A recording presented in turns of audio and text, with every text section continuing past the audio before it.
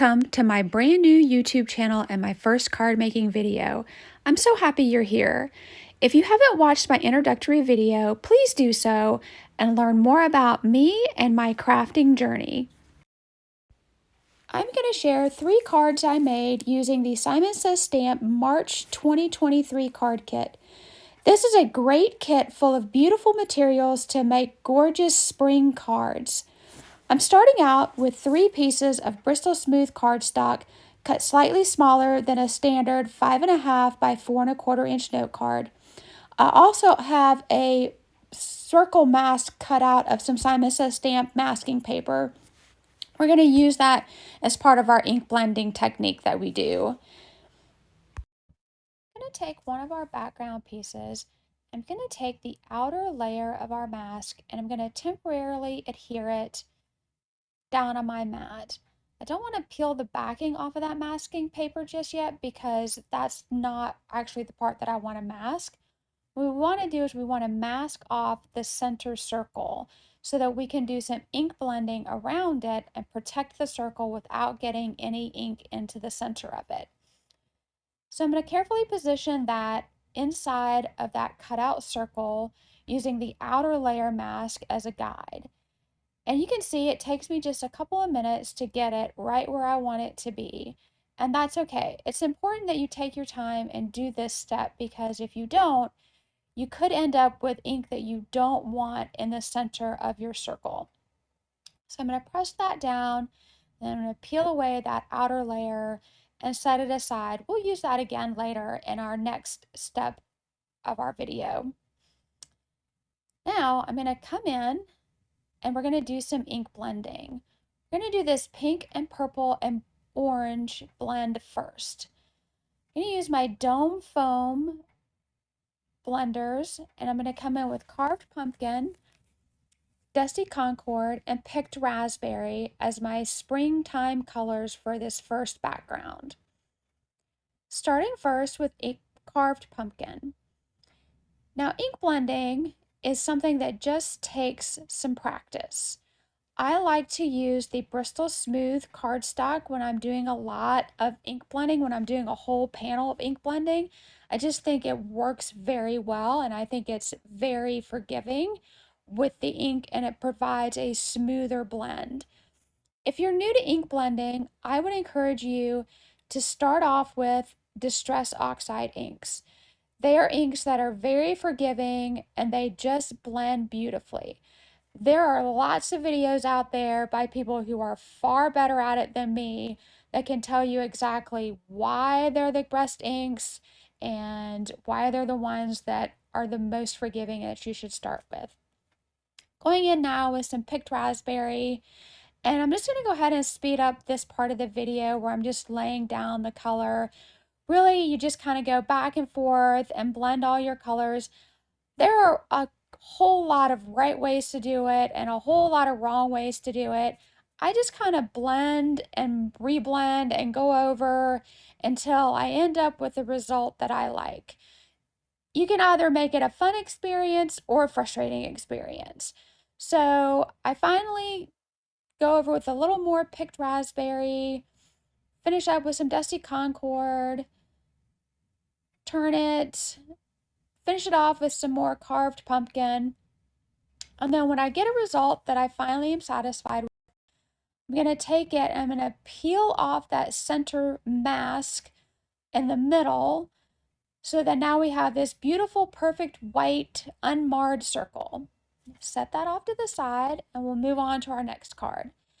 When I'm making cards like this in which I have the same basic design, I like to do sort of like an assembly style.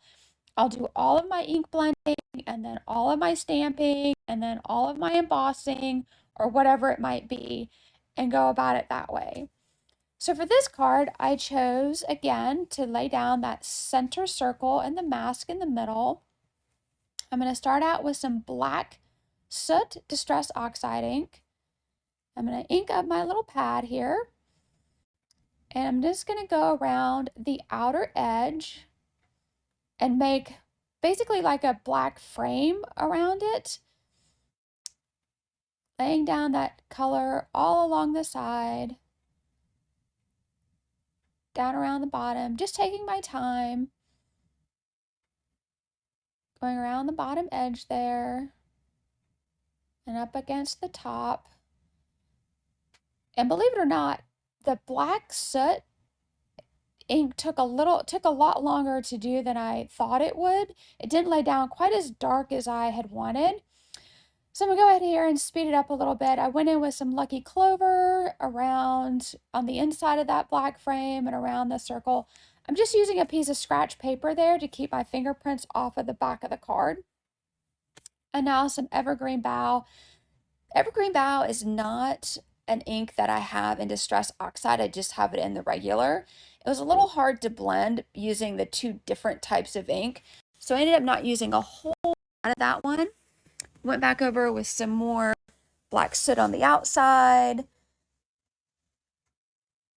And then finally ended it with some speckled egg just around the outer edge of the circle there.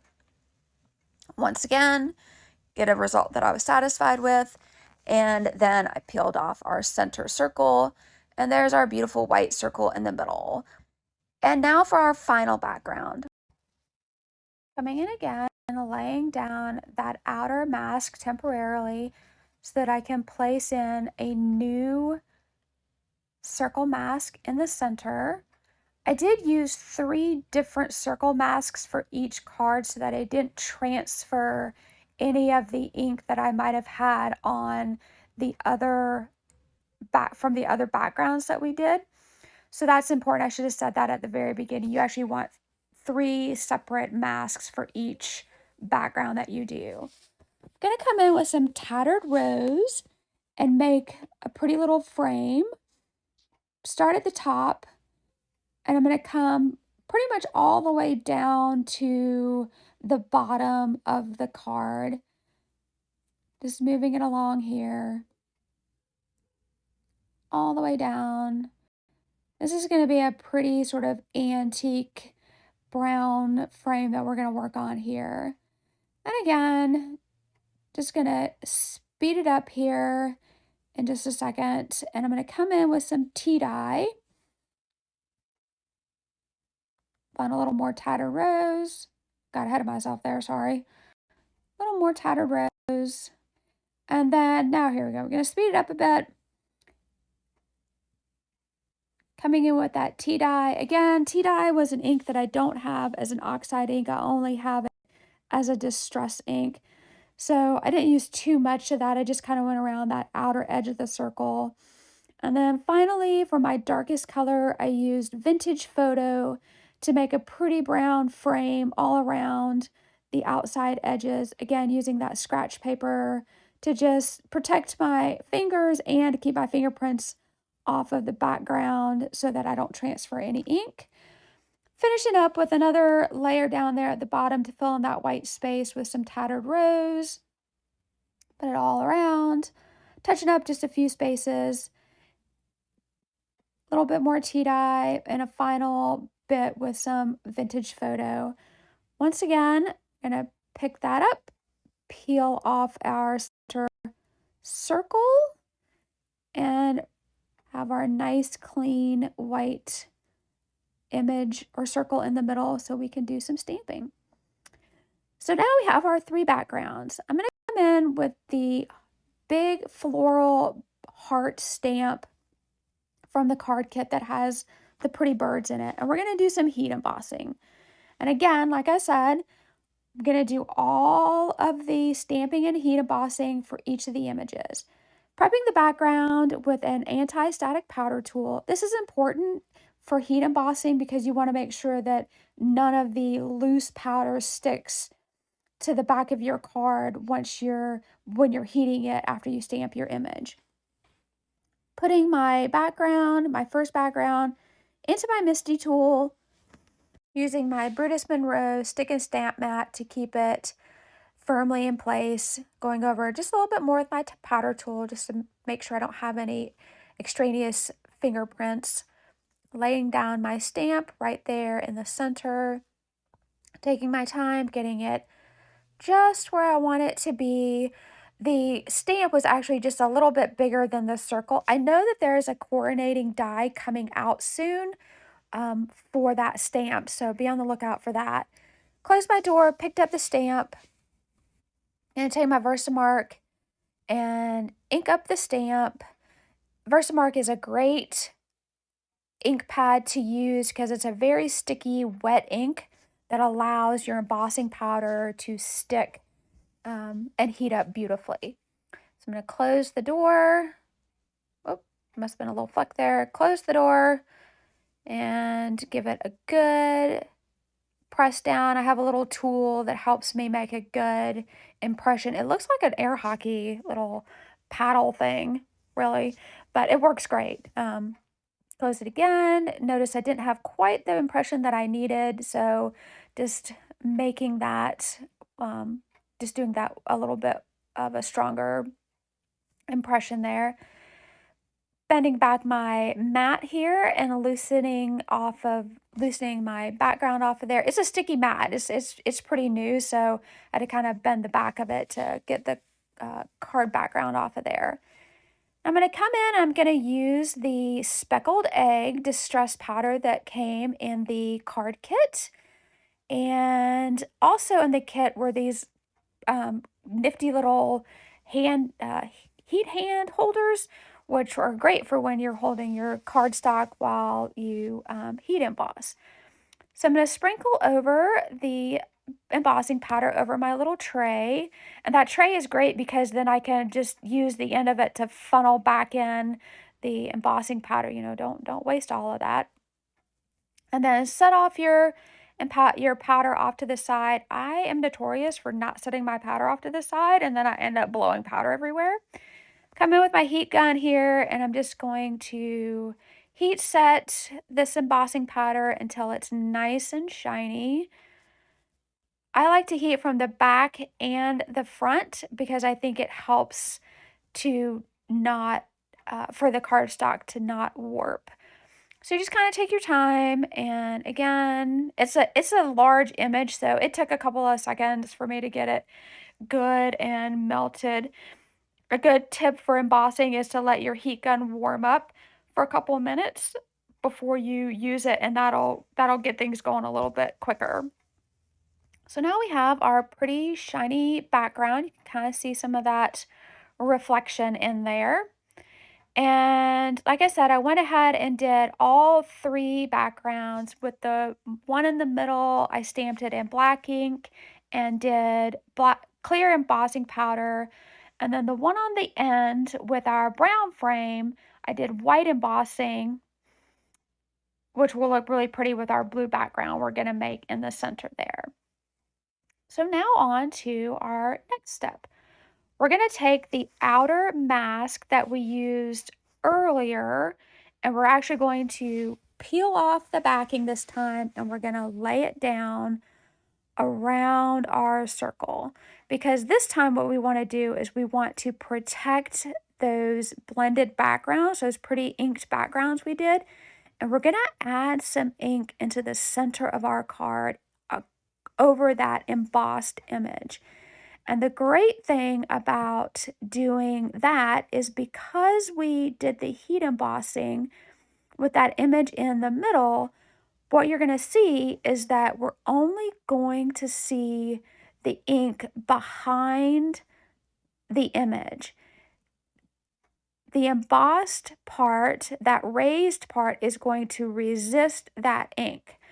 So I'm going to come in here now with some Lost Shadow Distress Oxide ink and going to blend right over our image. And this is a very light gray color, so it's hard to see in the video, but it just provides a great subtle, as the name suggests, shadow behind that black image. Let's speed it up here. It did take me a couple of minutes to get it where, to lay down enough color to have it be noticeable. I probably could have come in here with a little bit of a darker gray, but the next darker gray I had is hickory smoke, and I was just worried that that would be too dark. So I just kind of took my time and went over it again. And finally, I'm going to, I guess, go over it a little bit more. There we go. And I took a cloth and I buffed off the image in the middle just to kind of take off some of that ink. Even though it didn't actually pick up the ink, if you kind of wipe it off a little bit, it will buff it out some. Removing the mask, and this mask took me a second to get it off there. It was pretty sticky, but I can use it again on the next one. And you can see there's just a little bit of a shadow in that center image. So now I'm going to lay down the mask again, and I'm going to come in here, get that all situated, protect that outer background that we have on our next image. And this is the one with the white heat embossing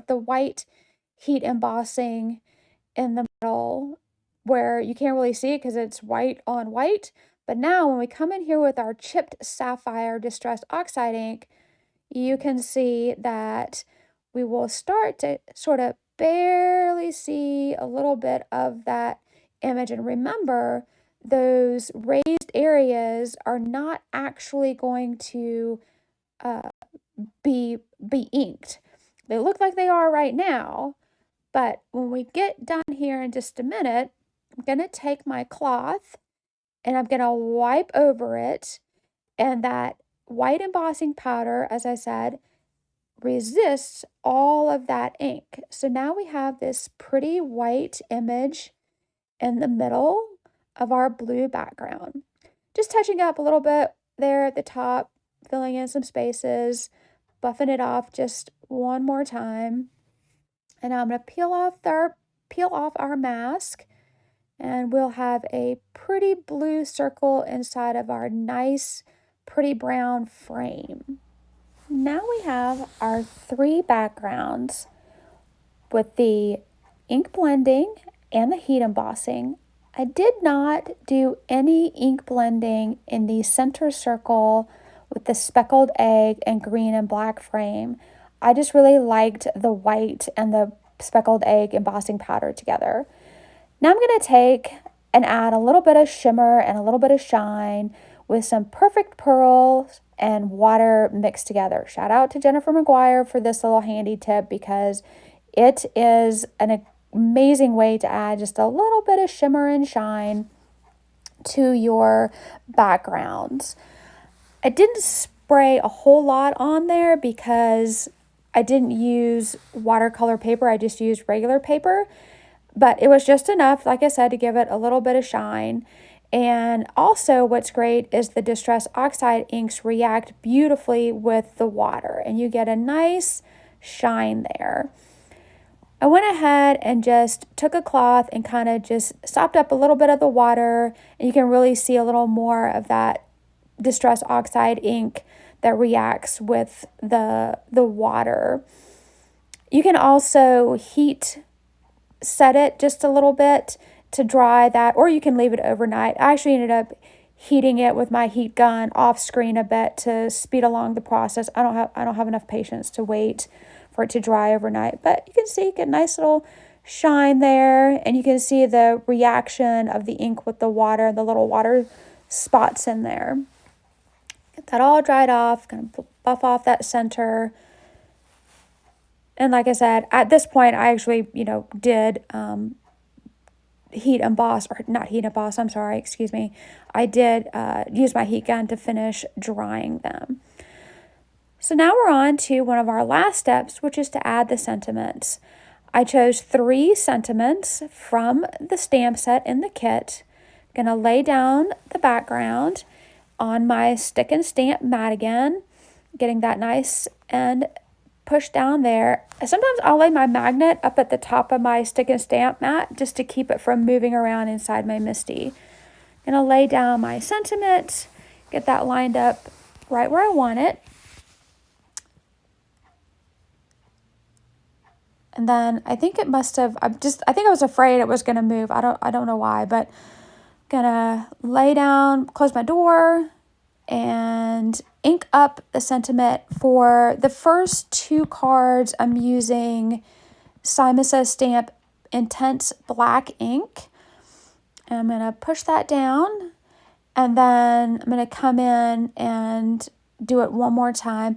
I could have stamped these sentiments separately and then attached them on a little white strip of paper, but I didn't because I really was trying to make the front of the card as close to a one layer card as possible. So coming in again with the second one, this is our speckled egg and green and black background. I'm going to change out the sentiment to another one that was in the kit. This one, I believe, says thinking of you. Same process, picking that up, going to ink up the stamp again with that black ink. Closing the door, getting that good impression there. And then one more time, just to make sure that it's nice and bold. That's a great thing about having a stamping tool like the Misty, is you don't have to worry about it being not lining up in the same place again, especially using the stick and stamp mat. Clean that off. I'm going to come in with the final background, which is our pretty blue and brown background with the white in the middle. And for this one, I chose another sentiment from the stamp set. Everything came out of the card kit from Simon Says Stamp. All the stamps were from the same set this time. Getting that right where I want it.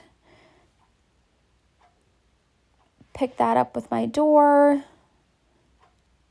And I'm going to come in and do chipped sapphire this time in order to go along with the color scheme. I thought that would be pretty rather than the black. I didn't think that the black would work in this instance, but the chipped sapphire was still dark enough. Closing that. Getting a good push down and impression there. One more time for the inking. Get that all done. And then that finishes up our 3 backgrounds. And the final step here is to just adhere it to our card base. I have 3 standard 5.5 by 4.25 top folding note cards. I'm just using my tape runner to adhere each one down to the front. Give it a good press there. And then I'll go on and do the same thing with the other 2 backgrounds. And while I finish up this part, because this is the easy part here, like I said, I'm just adhering those backgrounds, I just want to take a moment to say thank you so very much for sticking with me to the end. This is my first card video, and I have been paper crafting for almost 20 years. This is a new adventure for me. I'm sure that I rambled on in more ways than you were probably interested in, but I hope too that I inspired you in some ways as well. I am so looking forward to continuing this journey, to learning more, to getting better at it. So just thank you. Thank you so much for being here. And I do hope you come back again. Putting down that last background here, getting that nice and sealed. And there we have our 3 cards. And here's one more final close-up look of each one. There will be more information and supplies listed in today's blog post. Please click over there, and I will see you again. Bye-bye.